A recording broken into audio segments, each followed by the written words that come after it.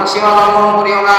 তার মানে কি মুফাসসিরুন ব্যাখ্যা দিচ্ছে, ওরা আহমদুল ব্যাখ্যা দিচ্ছে যে যুদ্ধের ময়দানে যখন যুদ্ধ করতে যাবা তখন অসহায় শিশু আছে, বিবি বাচ্চা আছে, এদের সাথে তোমরা মারামারি করিও। যারা তোমাদের সাথে সংযোগ করে মারামারি করে তাদের সাথে তোমরা মারামারি, যাদের সাথে করতে পারো, কিন্তু অসহায় নারীর সাথে আপনি ভেজা করলে আপনার সাথে ভেজা হবে, আপনি ভেজা করার চুপচাপ থাকেন, আপনার আমার সাথে বহু বিপন্ন নেই। এই জন্য আল্লাহ তাআলা বলেন তোমরা যুদ্ধ করো, তোমাদের সাথে যদি যুদ্ধ করা হয়। 360টা মূর্তি কাবা শরীফের ভিতরে ছিল, যদি আল্লাহ রাসূল যদি যুদ্ধ না করতো তাহলে কেউ মূর্তিগুলা বিতাড়িত হইতো? বিতাড়িত হইতো না। কিসের সুবহানাল্লাহ, কিসের আল্লাহ। ইসলামের জন্য আমার মাঝে মধ্যে শরীরটাও কি করতে হবে? ব্যয় করতে হবে। আর এই শরীরটা যখন ব্যয় করবে তখন কি এই শরীরের বিনিময়, দান মানের বিনিময়ে আল্লাহ কি করেছেন? আপনার জান্নাত করেছেন, ঠিক কিনা বলেন? জান্নাত আপনার দিবেন, এই শরীর জীবন এবং মৃত্যুর কারণে আল্লাহ আপনাকে জান্নাত দান করবেন, ঠিক কিনা বলেন? কিন্তু আপনি শরীর আপনি আপনার দিনের কাজে ব্যয় করলেন না, খালি আশার নামাজ পড়েন চলে যান, কিন্তু জিহাদের কথা বিষ্ণু হাদিসের মধ্যে বলেন যারা যত বড় নামাজি হোক, যত বুজুর্গ হোক, জিহাদের চেতনা যদি ভিতরে না থাকে সে নেফাক অবস্থা মারা যাবে। নেফাক মানে বুঝেন? মুনাফিক। নেফাকের চেতনা যদি না থাকে, সামনে মনে করেন যে রাস্তাঘাটে অন্যায় চলে, আপনি প্রতিবাদ করেন না, মানুষ একটা অপরাধ ঘটায় ফেলায়, আপনি প্রতিবাদ করেন না, মুখ দিয়া কোনোদিন বাধা করেন না, এই চেতনা যদি আপনার ভিতরে না থাকে আপনি নেফাক অবস্থা মারা যাবেন। তার মানে কি আপনি মুনাফিক। আমরা কি করে করবো? আমরা তো ঠিক আছে, কিন্তু আপনি ঠিক নাই, আপনার কোন দিকে ঠিক কিনা বলেন? মনে করেন যে ক্ষেতের মধ্যে যদি দুইটা গরু যদি খাবার যদি খায়, একটা গরুকে যখন বিকেল দেয় আরেকটা গরু এমনিতে দৌড়ায়, কেন দৌড়ায়? যাওয়ার পরে তো আমার সিরিয়া মনে করেন না যে আমি সুচার আছি, আমি সুবহানাল্লাহ আলহামদুলিল্লাহ ঢুকেছি, আমি সুচার থেকে হওয়ার পরে বললাম আপনি যাতে আপনি বলি আল্লাহ, যাতে আমি সুবহানাল্লাহ যাবেন, ঠিক কিনা বলেন? বাইরের রাষ্ট্রে মুসলমানের প্রতি নির্যাতন চালাচ্ছে, যদি আপনি প্রতিবাদ যদি না করেন, তার মানে কি হাত দেওয়া হোক, মুখ দেওয়া হোক, হাত দেওয়া মধ্যে লিখিত ভাব যদি আপনি প্রতিবাদ না করেন, মুসলমানের মধ্যে যে নির্যাতন গুলা চালাচ্ছে প্রতিবাদ যদি না করেন, মানে ওর গজব আপনার করেন। এমনি গজব মনে করেন না যে তেল বন্ধ হয়ে গেছে, আমি গাড়ি বন্ধ হয়ে গেছে, বন্ধ কি হয়ে গেছে, এমনি আল্লাহ তাআলার গজব। বাইরের রাষ্ট্রে যখন নির্যাতন চলে আপনি চেতনা নেন না, তার ওই গজবটাই এই দুনিয়া পাইছে, ঠিক না বলেন? আল্লাহ তাআলার গজব।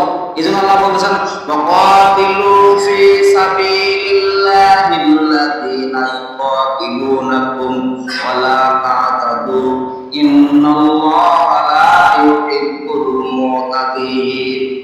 আল্লাহ বলেন ওয়াকাতিলু ফি সাবিলিল্লাহ, তোমাদের কি হয়ে গেল? তোমরা জিহাদ করো না কেন? তোমাদের সাথে যুদ্ধ ঘোষণা করা হচ্ছে, এক মুসলমান ভাই নাই, কাজ চুপচাপ কেন বসে থাকো? তুমি কি প্রতিবাদ করতে পারো না? তোমার কি হাত নাই, কান নাই, চোখ নাই? আমি আল্লাহকে তোমাকে হাত দিই না, তোমাকে কি কারণে আমি হাত দিয়েছি, কি কারণে চোখ দিয়েছি, কি কারণে নাক দিয়েছি, কি কারণে শরীরের মধ্যে শক্তি দিয়েছি?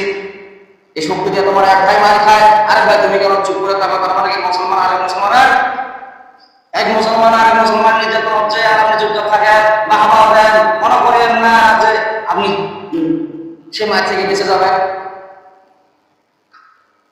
এক মুসলমান মার কাছে আরেক মুসলমান হাত দেন না, খুব ভালো মনে করে মুসলমান মার খাওয়ার পরে আপনি মার খাবেন না, আপনি দুনিয়াও ধ্বংস হয়ে যাবেন, আখিরাতও ধ্বংস হয়ে যাবে। আখিরাতের মধ্যে কি আল্লাহ তাআলা আপনাকে ধরবে যে মুসলমান আপনি নিধন করতেছে, আপনি তুমি প্রতিবাদ কেন করলে না?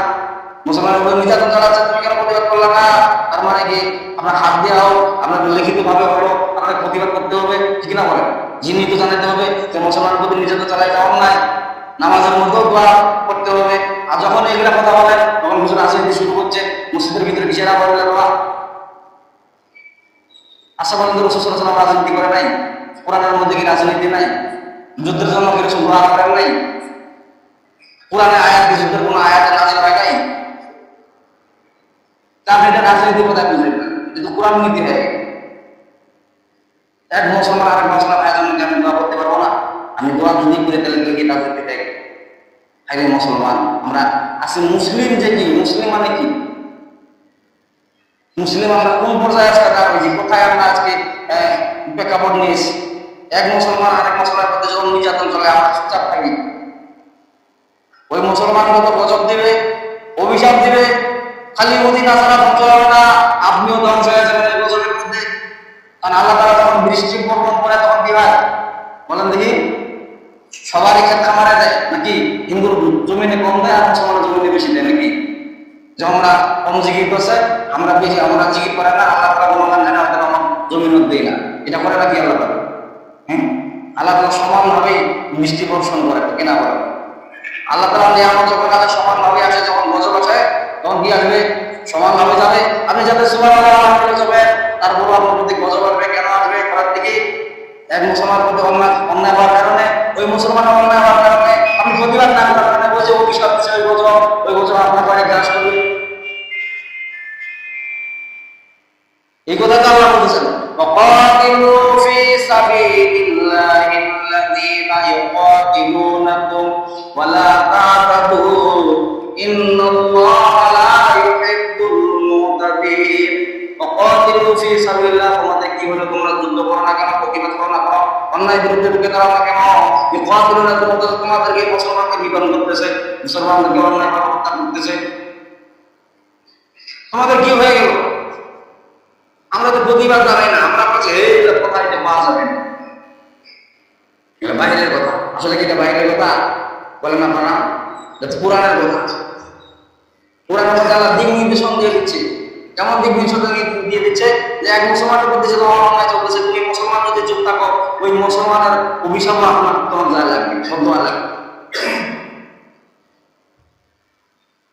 আর আমরা মুসলমান বলতে সুবহানাল্লাহ আলহামদুলিল্লাহ দিব, আর অত নিজের কোনো গান দেওয়া বলেন না, নাউজুবিল্লাহ। তাহলে তো জিহাদের আয়াত নাযিল করা কোন প্রকার ছিল আল্লাহ তাআলা? হ্যাঁ,